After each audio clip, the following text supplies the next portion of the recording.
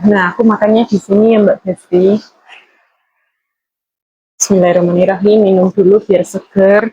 Minumnya es susu, es manis, makannya pedas. Ya nggak pedas banget.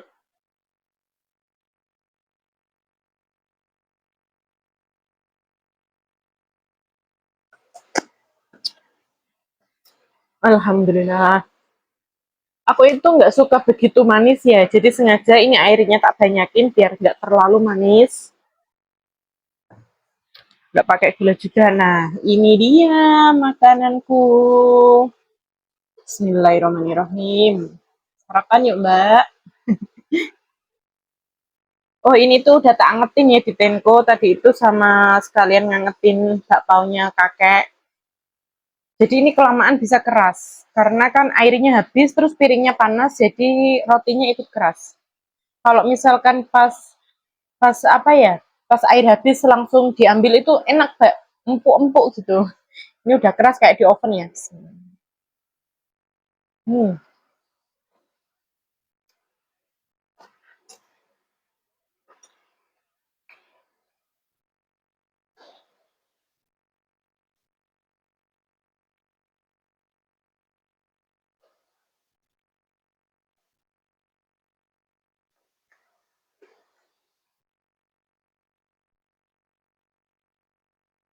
Kalau yang nggak ada selai di rumah bisa pakai saus ya. Enak juga nih menurut saya. Kalau menurut Anda ya yang kepengen boleh dicoba, yang nggak suka boleh di skip.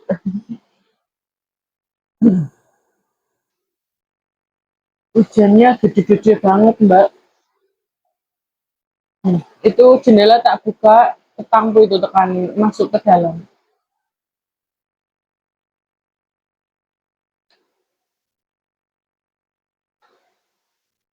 Jendela sini kan selalu ada jaring nyamuknya itu. Nah itu belum tak tutup.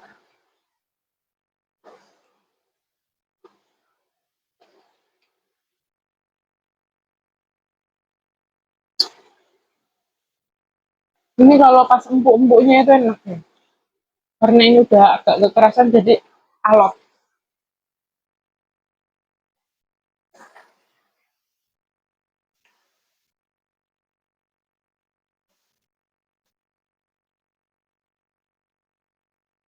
Nah, buat mbak-mbak TKW yang udah tahun 2024 pasti punya botol ini. Ini botol legend ya. Dulu itu pas waktu baru datang ke Taiwan, itu kan langsung dimasukkan di hotel ya. Nah, dikasih buku sama dalamnya itu ada botol ini. Minum dulu ya.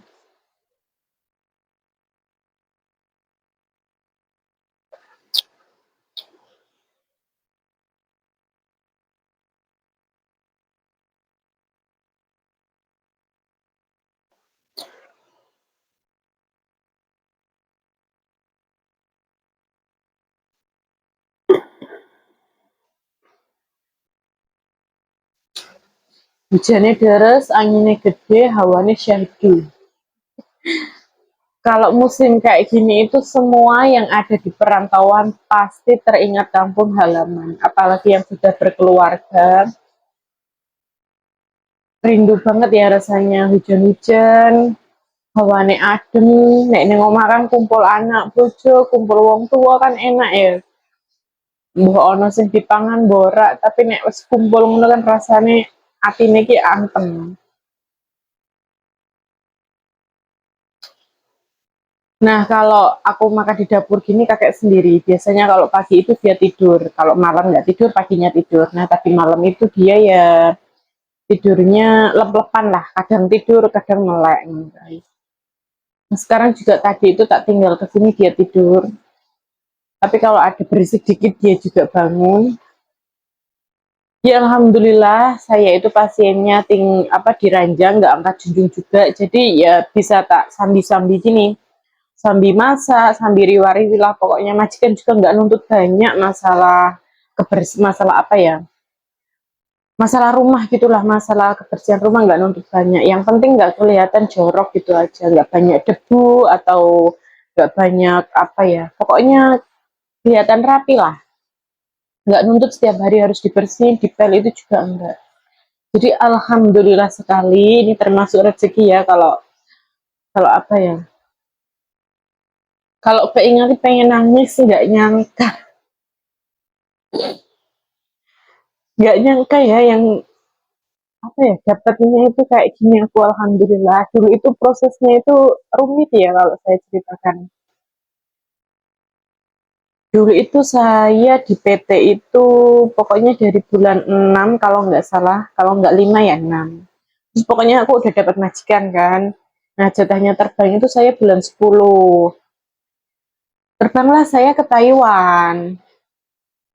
Nah, pas terbang itu yang lainnya kan dijemput ya, dijemput sama agennya. Saya itu enggak sendiri, saya di bandara itu sama petugas. Kalau di Taiwan kan ada petugas sendiri ya yang di bandara itu yang khusus anak Indonesia itu BP2MI kalau nggak salah ya. Kalau apa itu pokoknya ada petugasnya. Nah, aku tuh cuma ditemani sama mbak-mbak itu karena saya nggak dijemput sendiri. Aku sampai Taiwan itu sekitar jam 10-an ya malam. Terus aku baru dijemput sama orang Cina itu jam 12 malam. Jam 12 malam aku dijemput, aku disuruh cepat-cepat, naikin kopernya juga cepat. Terus si tukang jemputnya itu, raut wajahnya juga nggak mengenakan. Nah, aku ikutin dia, terus nggak tahu ke arah mana ya. Terus saya berhenti, terus dia berhenti, saya suruh milih ya, milih roti sama minuman minuman apa itu? Pokoknya minuman lah apel gitu. Dua botol ya, enggak botol sih, dua kotak. Dua kotak. Terus kan rotinya dua. Nah, masuk lagi kan ke mobil, terus dibilang, "Kamu besok pulang lagi ke Indonesia ya?" gitu.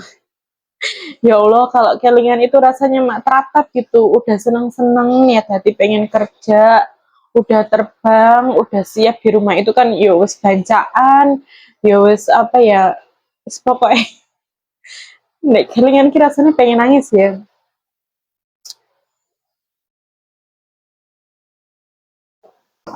Videonya dilanjut di sini ya guys, karena tadi pagi itu ada sedikit kendala, kakek berteriak-teriak ya, jadi aku langsung ke sana. Tak tungguin juga masih berteriak, rewel ya, pasiennya rewel. Nah ini aku apa makan makan siang ya, buat makan siang kita masak mie hari ini, mie pakai sarden ya, dimasak pakai sarden. Ini sardennya. Tadi ceritanya sampai mana ya? Ceritanya sampai saya di Taiwan ya. Nah, di Taiwan itu saya pertama kali di Taiwan kan saya suruh pulang.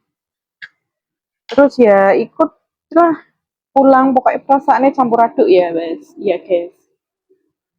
Rasanya campur aduk. Pernah aku sampai menghubungi saudara yang ada di Jakarta. Kan dulu itu aku nggak mau pulang ya, malu. Udah sampai Taiwan, di rumah juga udah ngadain selamatan gitu, masa baru sehari kan berarti. Baru sehari masa pulang lagi kan kayaknya nggak lucu gitu loh. Terus ya akhirnya nego-nego sama ibu, pokoknya rembukan sama keluarga ya. Rembukan sama keluarga akhirnya aku ya tetap pulang ke rumah. Nah udah kan terus aku sampai PT lagi, negosiasi lagi sama bos PT, akhirnya aku ganti majikan. Pokoknya panjang lah ceritanya.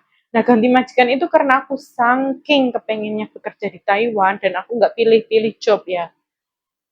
Waktu itu jobnya ya pokoknya cuci darah kayaknya. Terus sampai sini tuh nggak cuci darah, sampai sini ya ini kakek yang diranjang ini. Nah apa pokoknya ada job aku langsung tanda tangan. Pokoknya pikirannya tuh yang penting aku cepet-cepet berangkat lagi gitu loh. Aku nggak mandang jobnya itu kayak apa, jaga apa, di mana, di pedesaan atau di kota.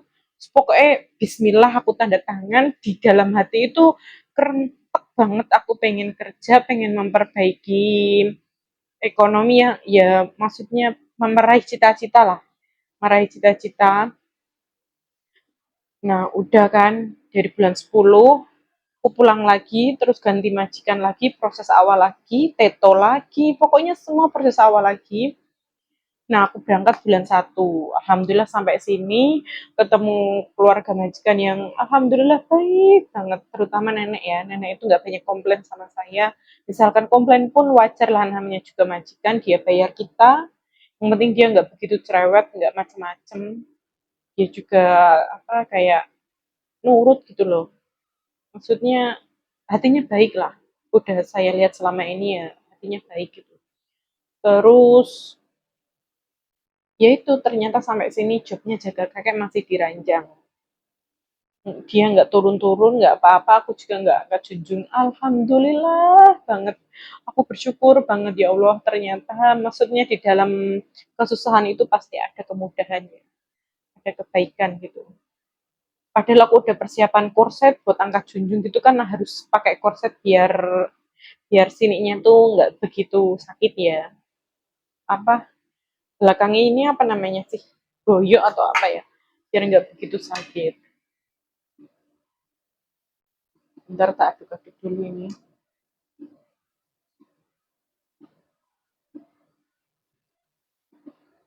tak kasih jahe dulu ya, enak.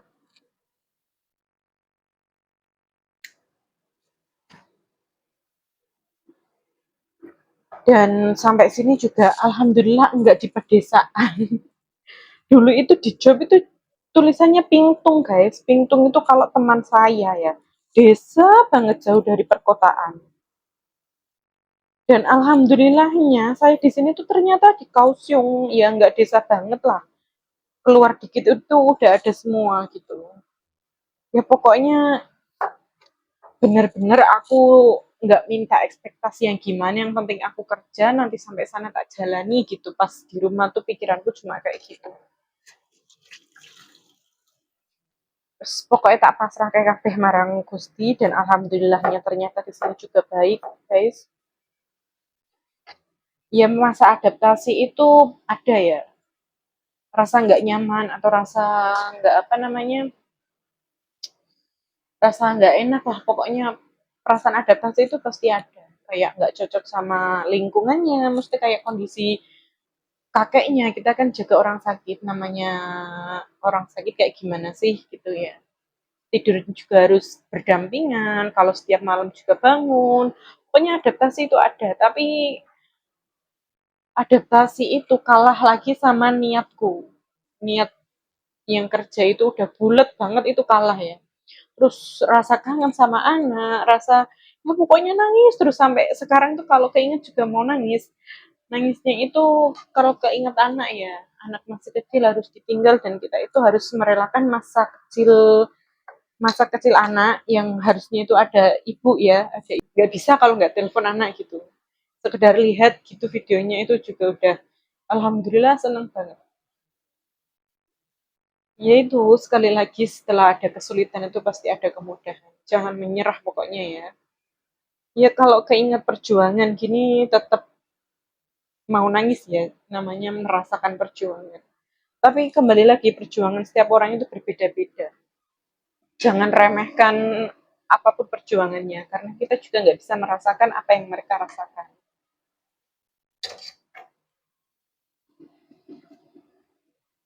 Ini aku sayurnya pakai jamur ya, karena nggak ada sayur hijau-hijauan yang lain di dalam kulkas. Pas hari ini tuh ada badai topan, sayurnya juga habis semua. Kemarin nenek itu beli apa di supermarket ya, cuma beli ini jamur, tahu, sama tomat, sama sawi hijau. Kemarin udah tak masak semua, sekarang habis tinggal tomat. Ada tomat tapi nggak ada telur. Masaknya gimana?